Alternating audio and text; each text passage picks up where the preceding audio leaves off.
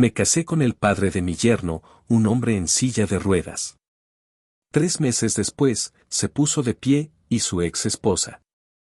El día que conocí a Ernesto Vidal nunca imaginé que cambiaría mi vida para siempre. Fue durante la boda de mi hija Lucía con Alejandro, su hijo. Yo, Carmela Fuentes, viuda desde hacía 5 años, me encontraba absorta en los preparativos finales cuando lo vi por primera vez, sentado en su silla de ruedas en un rincón del jardín donde se celebraría la ceremonia.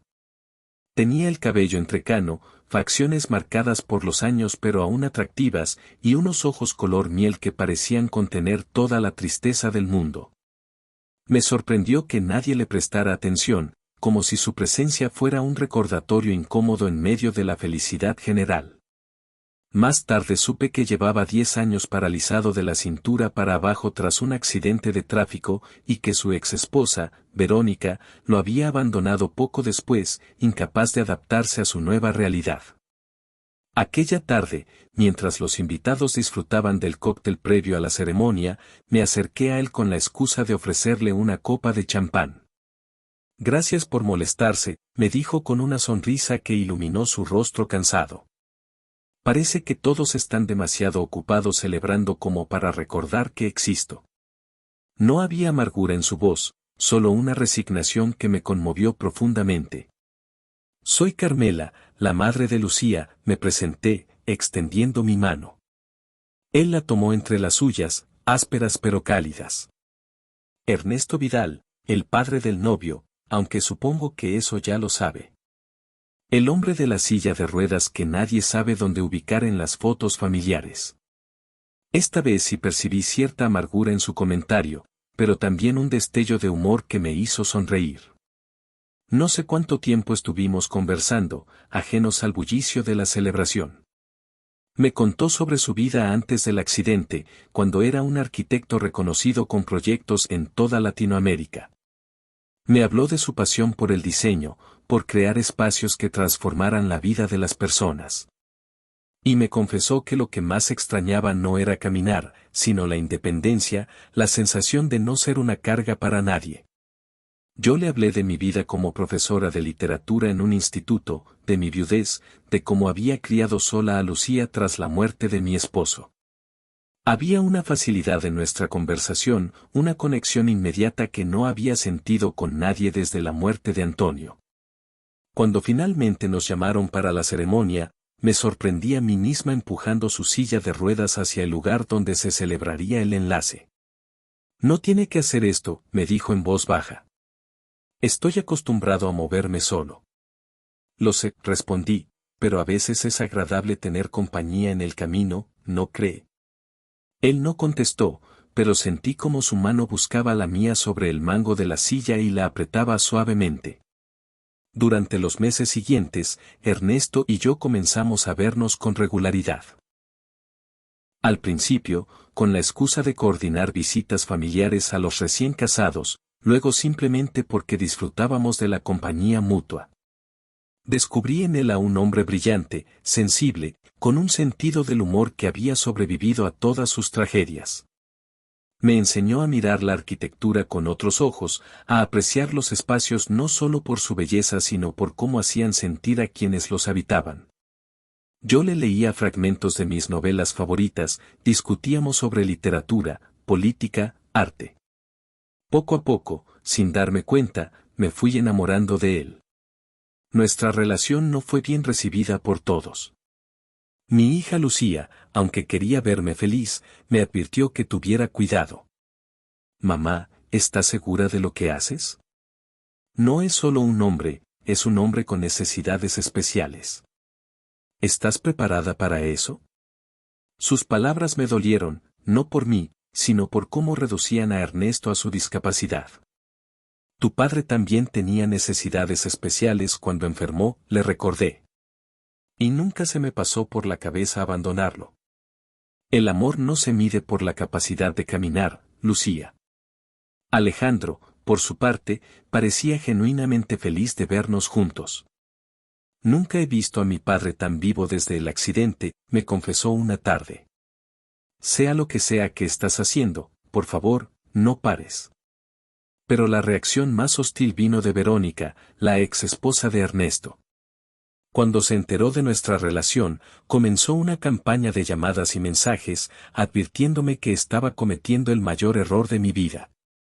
No sabes en lo que te estás metiendo, me dijo la primera vez que me llamó. Crees que eres diferente, que puedes manejar lo que yo no pude, pero te equivocas. Te consumirá, como me consumió a mí. Intenté ser comprensiva, entender que quizás hablaba desde su propio dolor y culpa, pero sus palabras se volvieron cada vez más venenosas, especialmente cuando, 6 meses después de conocernos, Ernesto me propuso matrimonio. Fue una propuesta sencilla, sin grandes gestos. Estábamos en su apartamento, adaptado para su condición, viendo caer la tarde desde su terraza. Carmela, me dijo, tomando mis manos entre las suyas, nunca pensé que volvería a sentir esto por nadie. Creí que esa parte de mi vida había terminado con el accidente. Pero tú me has devuelto algo que pensé que había perdido para siempre.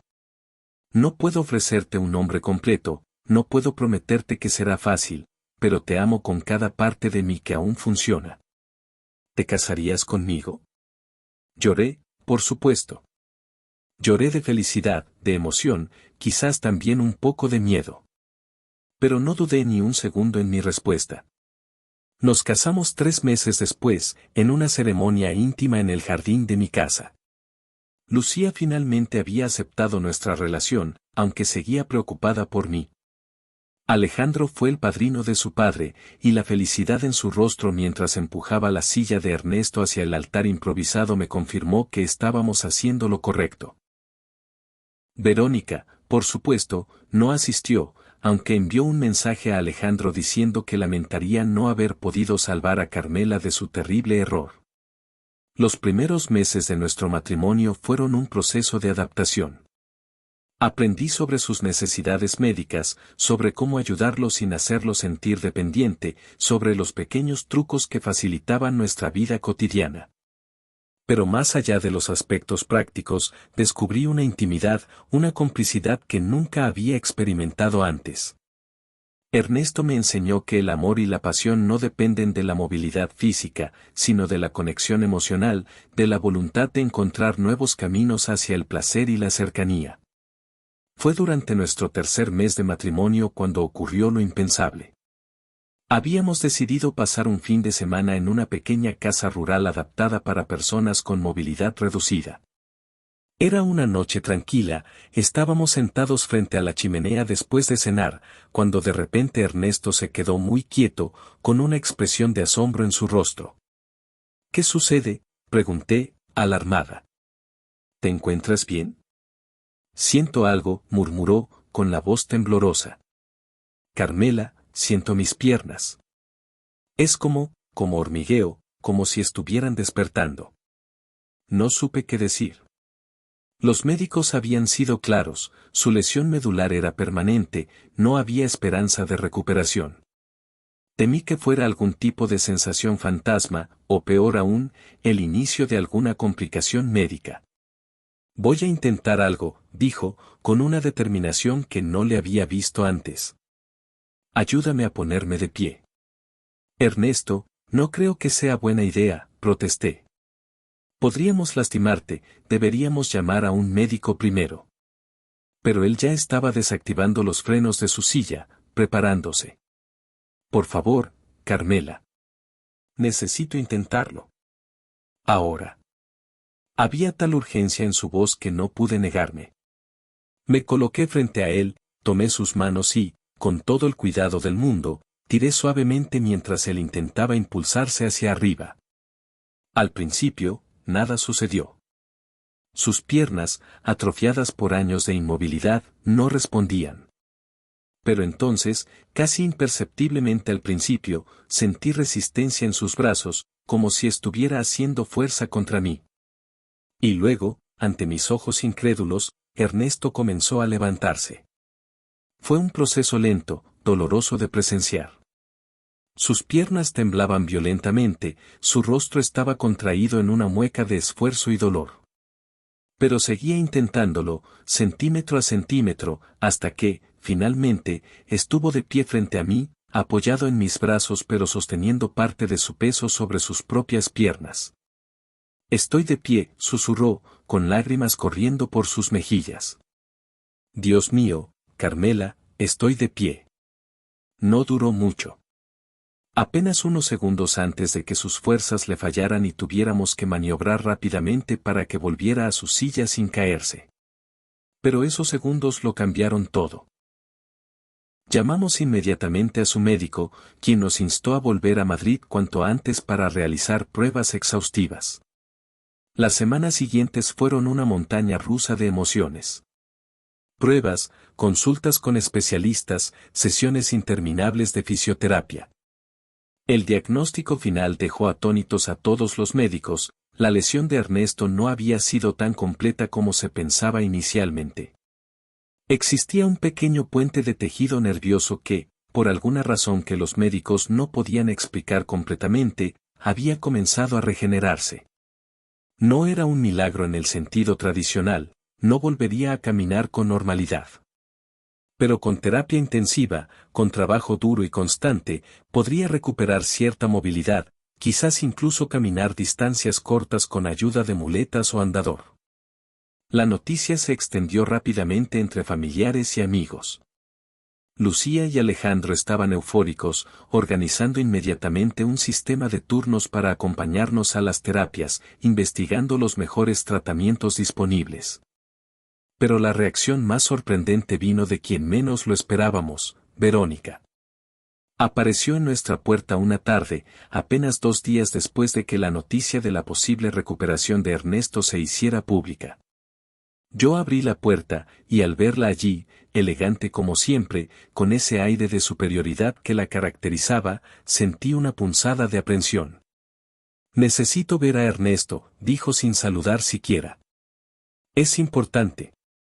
Estuve tentada de cerrarle la puerta en la cara, después de todo el daño que había causado con sus comentarios y actitudes.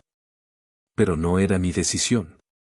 Preguntaré si quiere verte, respondí, dejándola en el recibidor mientras iba a buscar a mi esposo. Ernesto estaba en nuestra habitación, realizando los ejercicios que le había indicado el fisioterapeuta. Cuando le dije quién había venido a verlo, una sombra cruzó su rostro. ¿Qué querrá ahora?, murmuró, más para sí mismo que para mí. Luego, con un suspiro, añadió, supongo que debo hablar con ella. ¿Podrías ayudarme a ir a la sala? Lo ayudé a sentarse en su silla de ruedas, aunque ahora utilizaba cada vez más un andador para moverse por casa. Mientras lo empujaba hacia la sala, sentí su mano sobre la mía. Quédate conmigo, me pidió. No quiero enfrentarla solo. Verónica estaba de pie junto a la ventana cuando entramos. Al vernos, su expresión cambió sutilmente, una mezcla de sorpresa y algo más que no supe identificar.